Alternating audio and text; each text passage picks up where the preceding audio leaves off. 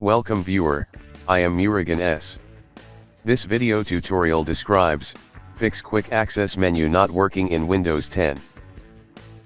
First method is type command prompt in Windows search bar, right click run as administrator.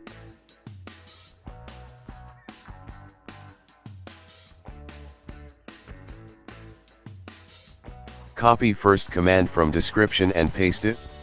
Copy second command from description and paste it. Copy third command from description and paste it.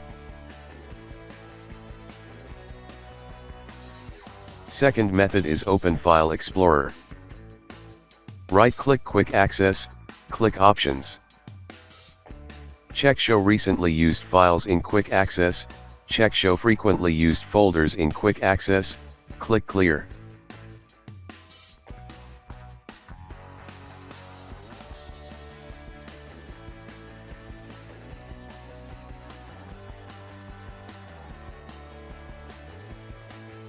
I hope this video tutorial helps to you.